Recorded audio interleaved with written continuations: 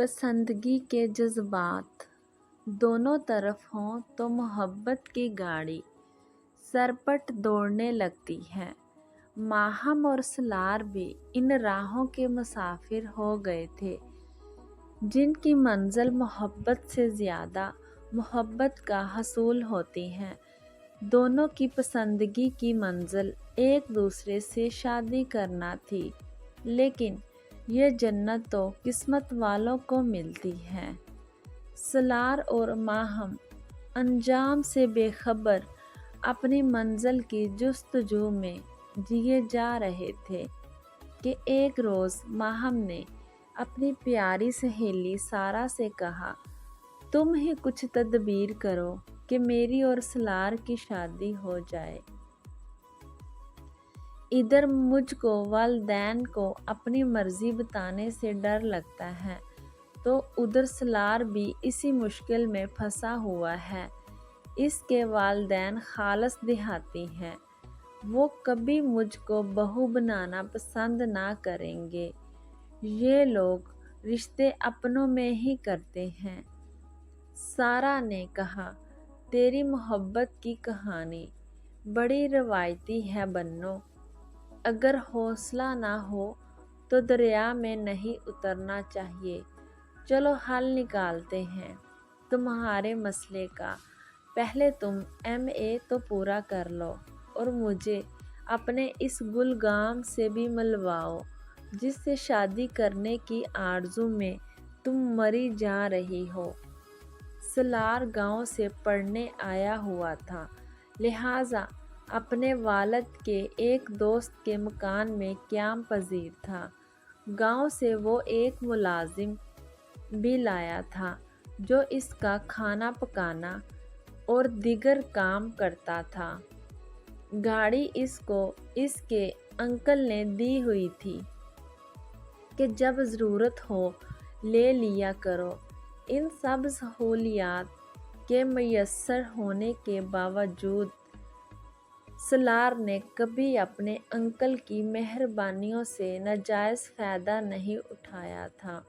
وہ چاہتا تو ماہم کو اپنی رہائش گاہ لے جاتا جہاں وہ اکیلا رہتا تھا، لیکن اس نے کبھی ایسا نہیں کیا۔ ان کے تعلق کو 2 سال ہونے کو آئے تھے، مگر وہ کبھی تنہائی میں ملاقات نہ کرتے۔ جب بھی ملتے پبلک پلیس پر ملتے۔ دونوں کے دلوں میں کھوٹ تھا اور نہ برائی کا خیال۔ اسی سبب ایک دوسرے کی عزت بھی قائم تھی۔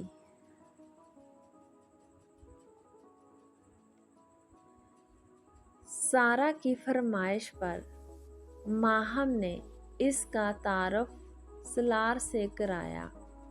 سارا بولی، بھئی بھلا اتنے لوگوں کی موجودگی میں کیا بات ہو سکتی ہے؟ سالار سے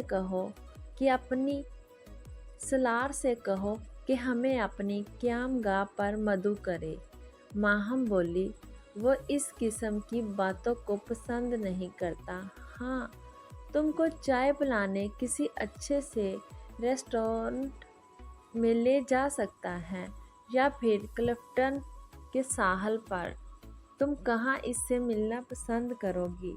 سارا نے کہا، دونوں جگہ، کیونکہ میں تمہاری طرح بزدل نہیں ہوں اور نہ اپنی بدنامی سے ڈرتی ہوں۔ انسان کو خود اچھا ہونا چاہیے۔ اگر اپنے پر اعتماد ہو تو کوئی کسی کا کچھ نہیں بگاڑ سکتا۔ ماہم ایک سیدھی سادی لڑکی تھی۔ وہ ایسی فلسفانہ باتیں کرنا نہ جانتی تھی اور نہ ہی وہ سارا کے جیسی چالاک تھی۔ اس نے سالار کو بتایا کہ اس کی عزیز جان سہیلی اس سے اکیلے میں ملنا چاہتی ہے۔ سالار نے ہنستے ہوئے کہا، کیا وہ تم کو بھی مائنس کرنا چاہتی ہے؟ ماہم نے کہا، نہیں بابا۔ سالار بولا، پھر تم مجھے بخشو۔ یہ بات سالار نے کچھ اس انداز سے کہی کہ ماہم ہنس پڑی۔ सलार ने कहा, हंस क्यों रही हो? मैं तो इस वजह से तुम्हारी सहेली से मिलना चाह रहा हूँ। मैं तो इस वजह से तुम्हारी सहेली से मिलना चाह रहा था कि इसके ज़रिए हम आसानी से मिल सकते थे। तुम मेरे साथ अकेले सैर को जाने पर हिचकिचाती हो, जब हम 3 होंगे तो नहीं हिचकिचाओगी। खैर, इसके बाद माहम और सलार की मुलाकातें आसान हो गई। पहले वो सिर्फ यूनिवर्सिटी की हद तक बातचीत कर लेते थे। अब सारा हमरा होती तो बाहर भी मिलने में आसानी महसूस करते, क्योंकि सारा इन दोनों के दरमियान राब्ता बन गई थी। वो इन दोनों को मुलाकात के लिए मौका फराहम करती थी, लेकिन खुद भी इनके साथ होती।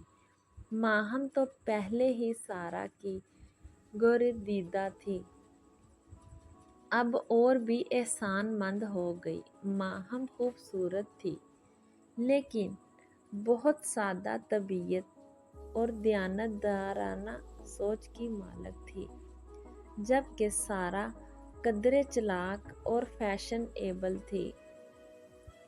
वो हमा वक्त खुद पर तवज्जो मरकूज रखती और अपने आप को नुक्स से दुरुस्त रखती थी। अपनी सांवली सूरत के सबब इसकी शख्सियत में एहसास कमतरी ने जगह पाली थी, जिसको वो अच्छे लिबास और मेकअप से पूरा करने की कोशिश करती थी। बातें भी खूब चटक मटक वाली करती, तभी महफल में माहम से ज़्यादा तवज्जो का मरकज़ बन जाती थी। दरअसल वो कभी ये बर्दाश्त न कर सकती थी कि माहम के मुकाबले कोई इसको नज़रअंदाज करे। अगर ऐसा महसूस करती तो बहुत ज़्यादा अफसुर्दा हो जाती थी। माहम अपनी सहेली को इतनी प्यारी थी कि वो इसको अफसुर्दा नहीं देख सकती थी, सो इसकी आज़ादगी का ख्याल करके खुद से आगे आगे रखती और अपना आप पस मंज़र में रखने की कोशिश करती, ताकि सारा को तकलीफ़ ना हो। जब यूनिवर्सिटी में सलार फारिग वक़्त में आता तो माहम सारा की तारीफ़ें करती, शौरी तौर पर इसके दिल में सहेली के लिए जगह बनाने की सही करती, ताकि सलार भी इसको इतनी ही अहमियत दे जितनी वो देती थी। वो साथ होती तो मौका देती कि वो इसी से बातें करे और खुद अपनी तवज्जो इधर उधर कर लेती।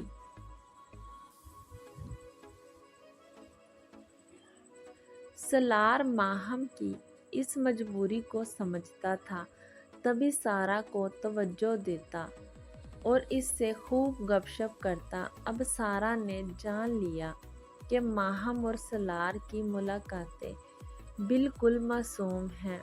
इनकी सोचों में किसी किस्म की आलूदगी का दखल ना था।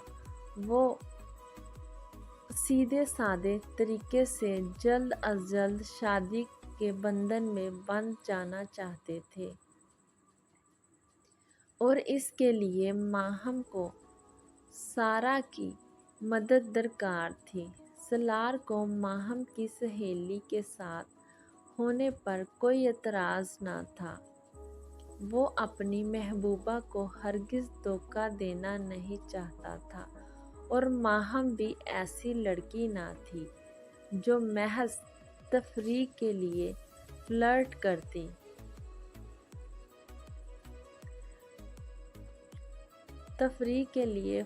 करती हो। वो तो खुद को इसकी शरीके हयात के तौर पर देखती थी। बेशक दोनों शादी के ख्वाह थे, लेकिन इनके घर वाले अड़चन डाल रहे थे। इनको रजामंद करना आसान ना था। एक तरफ शहरी और देहाती ज़िंदगी का तज़ाद था, तो दूसरी जानब माहम के ख़ानदान में एक से एक अच्छे रिश्ते मौजूद थे, मगर माहम किसी रिश्ते पर राज़ी ना थी। जिस दिल को किसी की लगन लगी हो, इसके साथ ज़बरदस्ती का सौदा नहीं किया जा सकता।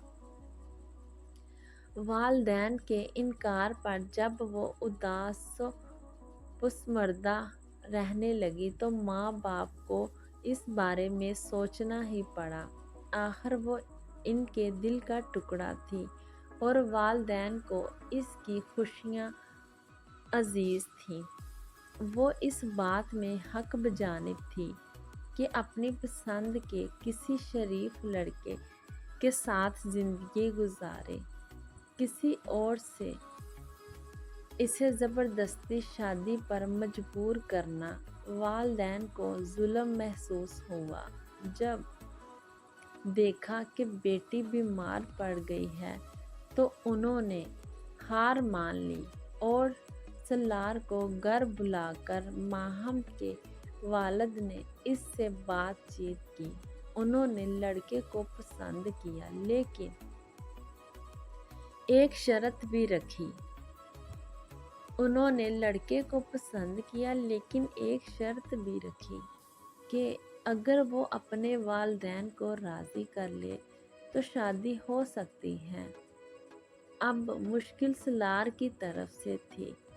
उधर माहम का दम लबों पर अटका हुआ था।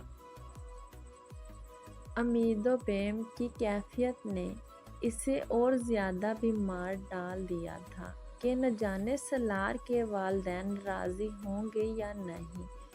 वो बार बार सारा से कहती, अब्बू ने कैसी शर्त लगा दी है। ये जानते बूझते हुए भी कि सलार के वालिदैन राज़ी नहीं होंगे, इसका तो मतलब इनकार करना ही हुआ ना।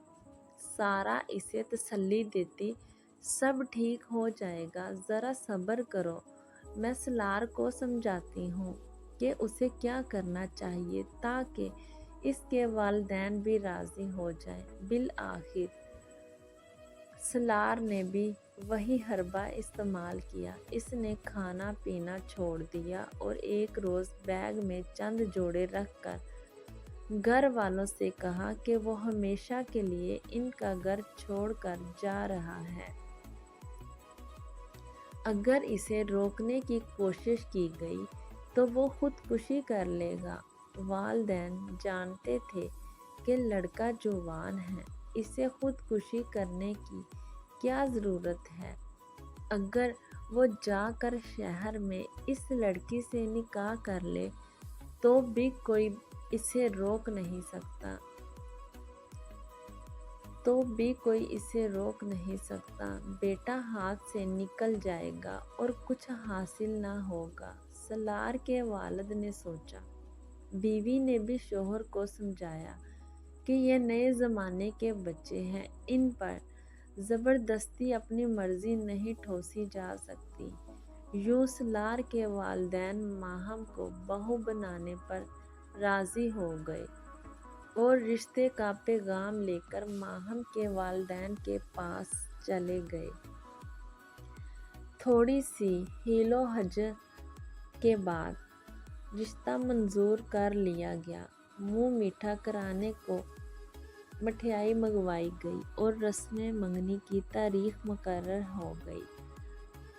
यूं सलार और माहम को जिंदगी की वो खुश नसीब हुई जो बहुत कम लोगों को मिलती है। दोनों बेपनाह खुश थे। वो तसव्वुर भी न कर सकते थे कि इनका मसला यूं भी हल हो सकता है। बहुत ज़्यादा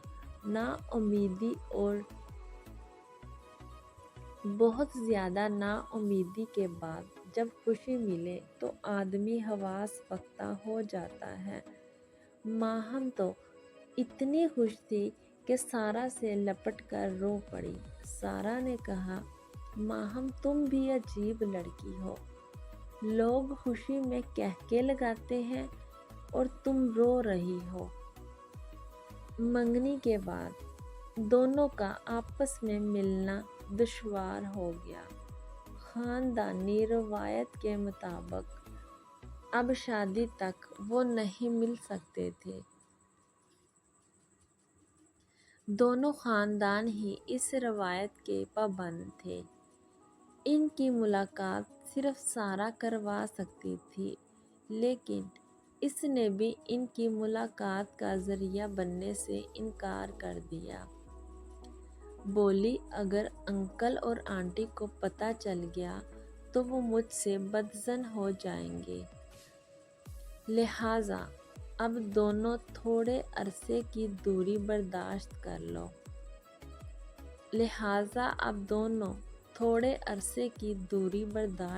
لو۔ البتہ وہ ان کے نامہ پیغام کا ذریعہ ضرور بنی رہی۔ جب بھی سارہ سالار کا خط ماہم کو لا کر دیتی، وہ اس کے ہاتھ چوم لیتی اور کہتی، تمہارے بغیر تو میں مر ہی جاتی۔ اس زمانے میں موبائل فون کا رواج نہ تھا، اس لیے خطوط ہی آدھی ملاقات کا ذریعہ ہوتے تھے۔ اب اکثر ماہم کے پیغامات پہنچانے کے باعث سارہ کو سالار سے ملنے کا موقع مل جاتا تھا۔ اس پر تو سالار سے ملنے پر کوئی پابندی نہ تھی، جب چاہتی اس سے ملنے چلی جاتی۔ بار بار کی ان ملاقاتوں سے سارہ کا دل سہیلی کے منگیتر کی جانب مائل ہونے لگا۔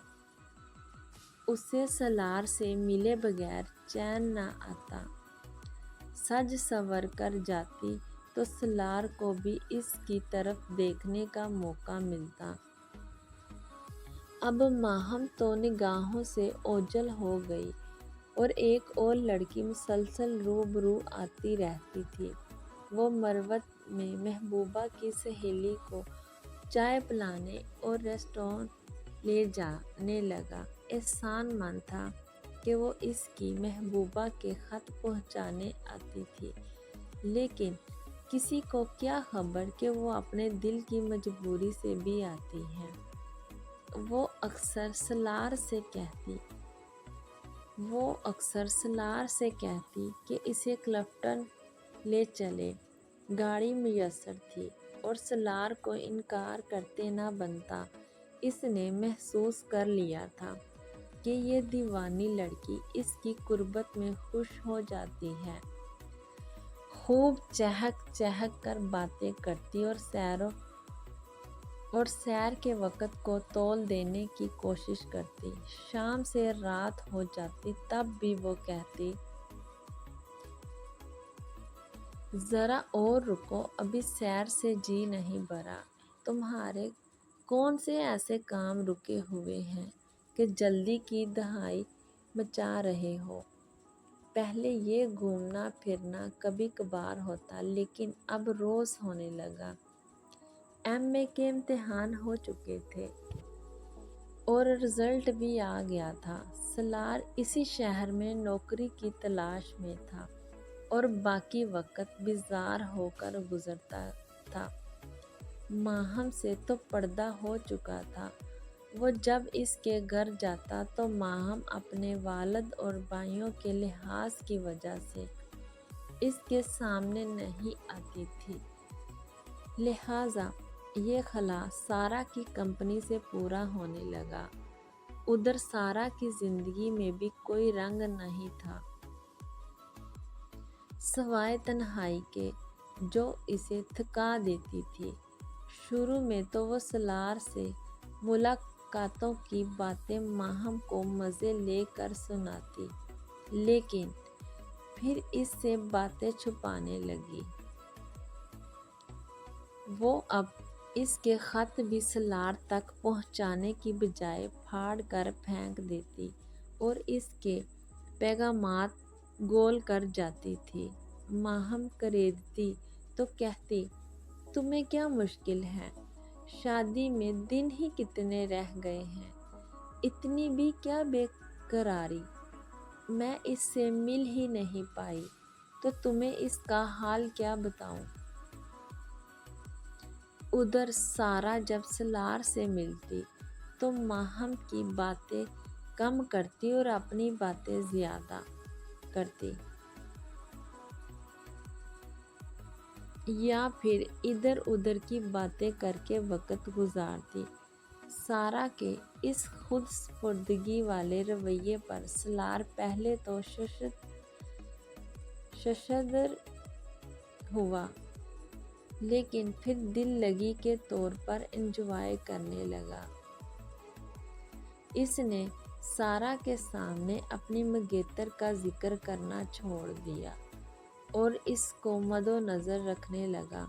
وہ محض سارا کو خوش کرنے کے لیے ایسا کر رہا تھا،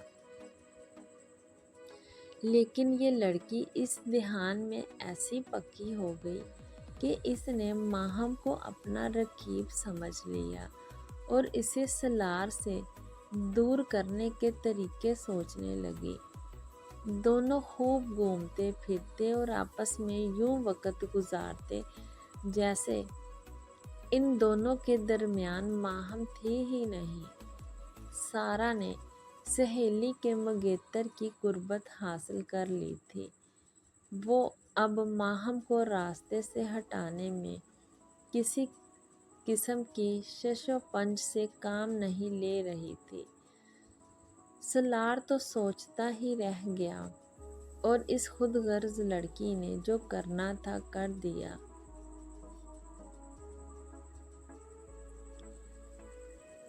ایک روز سارا نے اپنے گھر پر سالگرہ کی تقریب رکھی اور ماہم کو بھی مدعو کیا۔ اس نے ہوشیاری سے ماہم کی پلیٹ میں کچھ ایسی چیز ملائی کہ کھانا کھانے کے کچھ دیر بعد ہی ماہم کی طبیعت خراب ہونے لگی۔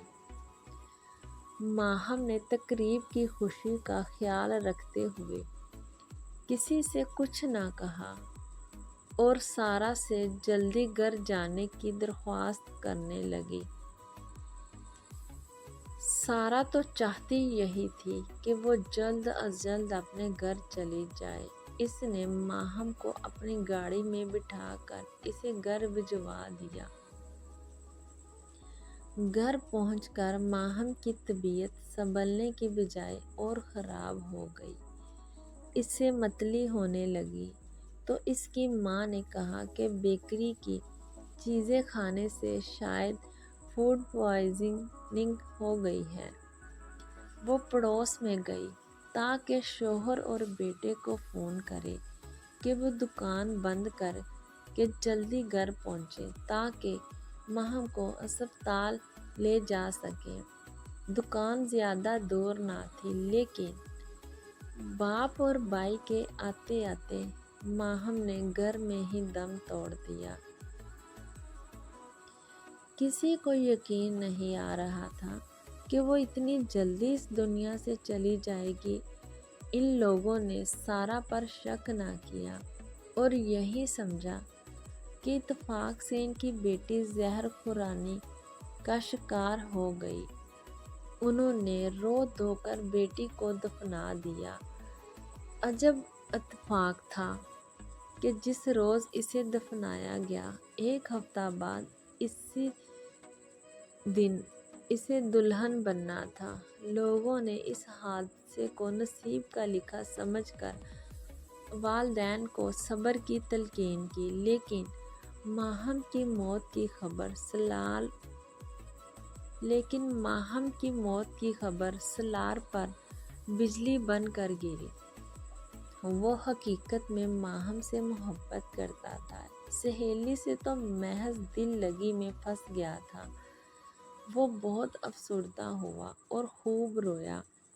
اس کے آنسو پوچھنے اور اسے تسلی دینے والی بھی سارا ہی تھی۔ سالار نے سارا پر شک نہ کیا کہ وہ اپنی سہیلی کو زہر دے کر مار سکتی ہے۔ وہ سوچ بھی نہیں سکتا تھا کہ بہترین سہیلی جو ہر وقت ماہم کے ساتھ رہتی تھی، اسے نقصان بھی پہنچا سکتی ہے۔ کچھ دن وہ بے حد افسردہ رہا اور اس دوران وہ سارا سے مل کر ہی دل کا سکون پانے کی کوشش کرتا رہا۔ بالآخر اسے سکون دل میسر آ ہی گیا۔ اس نے سارا کو اپنا دلی اور روحانی سہارا بنا لیا اور اس کے ساتھ شادی کر لی۔ ماہم تو اس دنیا میں نہیں رہی تھی اور اگر اسے کسی اور سے سکون